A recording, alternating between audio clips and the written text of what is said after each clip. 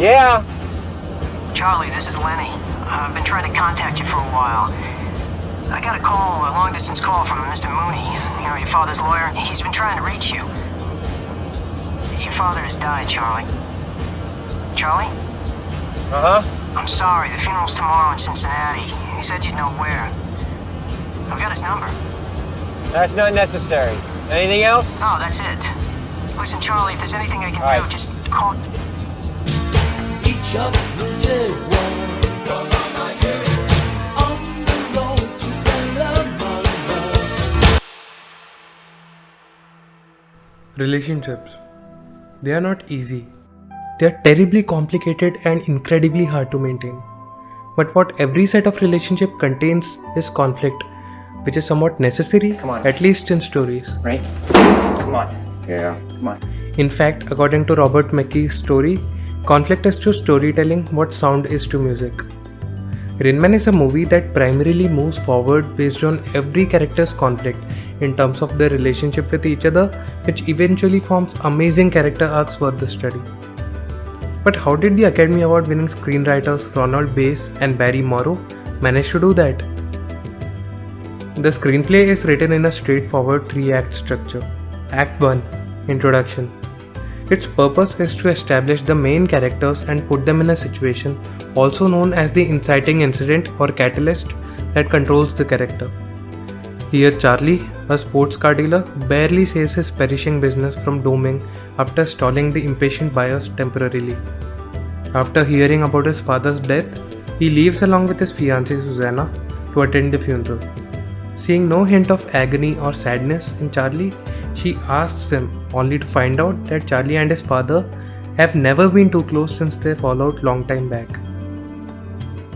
After being read the will, Charlie learns that his father has written all the inheritance money to an unnamed beneficiary, leaving him only the 1949 Buick Roadmaster and the prize-winning rose bushes. Furious and desperate, he tracks the money, which leads him to a mental asylum named Walbrook, and he finds out that the beneficiary is an autistic savant named Raymond, a brother Charlie never knew he had. Act 2, also known as the rising action. This is where the protagonist, due to his actions, finds himself in a stickier situation as the problems get intensified. Charlie comes up with a plan to kidnap Raymond, with the intent of bartering him for his rightful half of the inheritance from the asylum doctor, Dr. Bruner. He treats his brother with hostility like an asset he just caught hold of, which Susanna strongly voices against. This instigates a fight, following which she breaks up with Charlie, leaving him to face his problems all by himself. With his business on the verge of collapsing and requiring his immediate presence, Charlie is forced to take the road from Cincinnati to LA due to Raymond's phobia of air travel.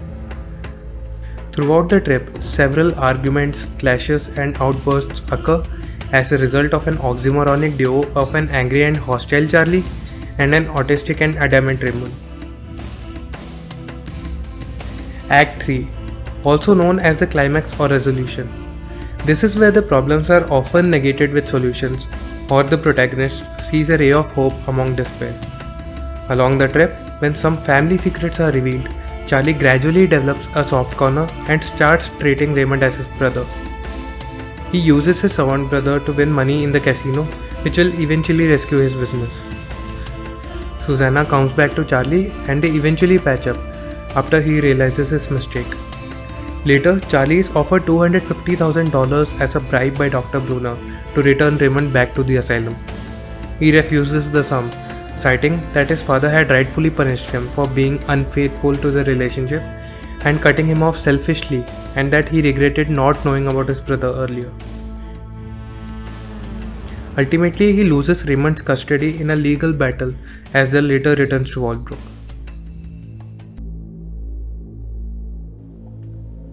According to Robert McKee's story, the law of conflict has 3 levels. The first is inner conflict. It is defined as something the character struggles against within himself. It can be guilt, regret, or any form of principles that have become contradictory to his actions. The second is personal conflict. This would be the conflict between two characters often finding themselves in a non-negotiable position. This is the most common form of conflict portrayed in the movies and often the most difficult one. The third is extrapersonal conflict. This is the type of conflict with forces that are even more powerful than the character themselves, which they are unable to control, like a disaster, a riot, or any sort of unavoidable situation. The writers have brought all three levels of conflicts almost simultaneously in all these characters, affecting their relationships with each other. But what dominates the plot is the second level of conflict, the personal one. The three primary on-screen characters whose personal conflict is visible throughout the movie are Raymond Babbitt, Charlie Babbitt, and Susanna. Scrutinizing through these three acts, there's a line of continuity on how every conflict brings out the best and the worst in characters, triggering their emotional and behavioral changes as the story moves forward. Let's create a tabular structure of characters versus acts and scrutinize the character conflicts followed by the traits in terms of attachment and sensitivity. The columns from left to right represent Act 1, 2 and 3 respectively, while each row from top to bottom represents Charlie, Raymond and Susanna. Let's talk about Act 1. First is Charlie. He decides to blame his dead father, with whom he had a fallout long time back, for everything wrong in his life. After knowing that his autistic brother had unknowingly inherited 3 million, he is terribly pissed at his father for punishing him even after years of separation. He is insensitive to anyone around him and is intentionally or unintentionally detached to both Susanna and Raymond.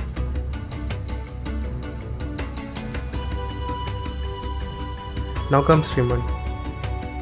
Raymond is in conflict with almost anyone from the outside world who intends to interfere with the schedule he has been so habituated to at Walbrook. In this case, it's Charlie and Susanna. He is comfortable with nobody except his mates at Walbrook and Vern, his main man. Raymond can be characterized as sensitive in terms of actions, but in this context, we are talking about the relationship between the characters, which makes him unknowingly insensitive since he is stuck so much to the monotony of life that he doesn't listen to anyone and is attached to neither Susanna nor Charlie.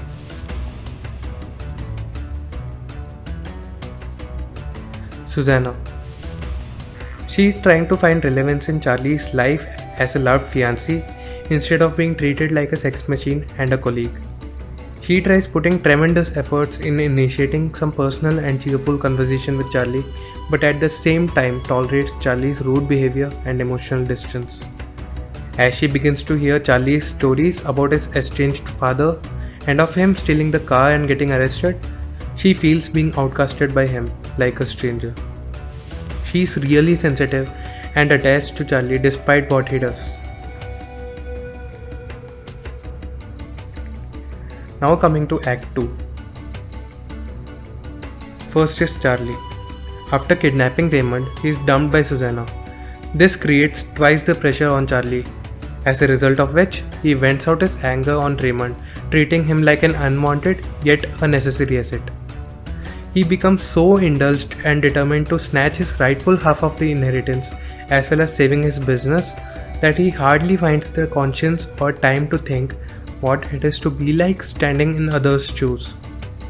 This is where Charlie becomes extremely insensitive towards Raymond or Dr. Brunner or his dead estranged father or Susanna, and he becomes detached to both Raymond and Susanna. Raymond Babbitt. After Charlie kidnaps Raymond from Brunner, he is often ill-treated by his brother, which makes him put Charlie's actions in a serious injury list. Raymond, whenever forced into doing something that is out of bounds for him, undergoes several outbursts, which creates a strong difference of opinions and actions between the brothers. Because of his catatonic brother forcing him to break his religiously followed routine, Raymond finds it hard to abide by Charlie and adjust with him. He turns insensitive and adamant, repelled by traveling and staying with his brother. Susanna. She notices Charlie making Raymond uncomfortable since before leaving the institution, which creates a soft corner for Raymond in her heart. But after knowing that Charlie lied to her about Brunner permitting to take his brother from the institution, Susanna gets fed up with Charlie mistreating Raymond and starts to similarize her situation with that of Raymond, eventually antagonizing Charlie and accusing him of using everyone. Susanna forces herself to end the tolerance she had for Charlie and his actions, and a fight later, Susanna breaks up with Charlie, leaving him alone to face his problems. Even though she gets attached to Raymond out of sympathy, she gets detached from Charlie after deciding to treat him in the same insensitive manner that he treated her. Coming to the final Act 3. Charlie. After coming to know that Raymond was unfairly sent away due to the fear that he would harm Charlie as a baby, and he has been Charlie's childhood imaginary friend, Rain Man, Charlie comes to his senses and begins to change for the better. Losing her job, Susanna patches up with Charlie after he apologizes for the situation he has created. He softens his attitude and starts loving his brother, refusing to give him away even after Dr. Brunner hands him a check worth $250,000 to return Raymond back. Charlie starts prioritizing relationships above anything, eventually turning sensitive and considerate for others, and gets attached to both Raymond and Susanna. Raymond. After a terrible outburst, Raymond continuously keeps uttering, "Never hurt Charlie Babbitt," which becomes the turning point of the story. While Charlie becomes friendlier towards him, Raymond also reciprocates by breaking this lifelong habit of sticking to a monotonous schedule, cracking jokes, dancing with Charlie, and even going to the extent of calling Charlie his main man.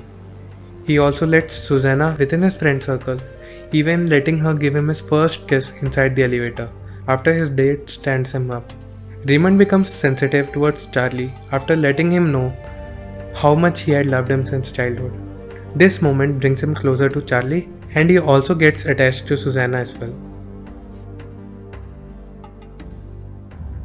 Susanna. Susanna finally decides to patch up with Charlie after she is unemployed. She eventually forgives Charlie for his misdeeds and shares a romantic kiss with Raymond, trying to make him explore the possibilities of affection between people after his date stands him up. Once her problems with Charlie and her business would be solved, she gets back to her sensitive face and becomes attached to both Charlie and Raymond.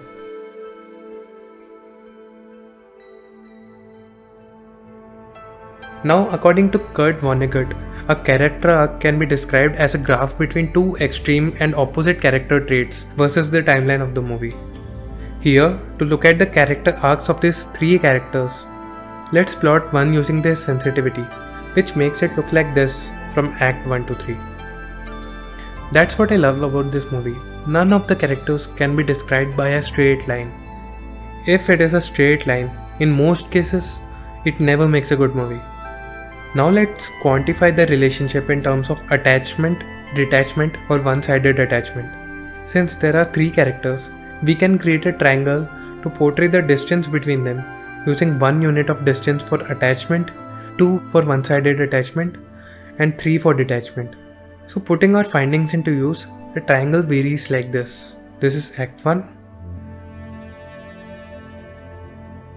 This is Act 2. And this is Act 3. Rain Man does just that and stands out, making it the Academy Award winner for the Best Picture in 1989. It is able to connect to the audiences because every viewer falls under the same category. Humans with one or more complicated relationships, either building them up or breaking them down. The characters have to feel pressure. In no 2 points in the movie should a character be consistent in showing what they feel or what they are facing. The change should be inevitable. That's what I believe a good movie does. Squeeze the character out. Put him under pressure.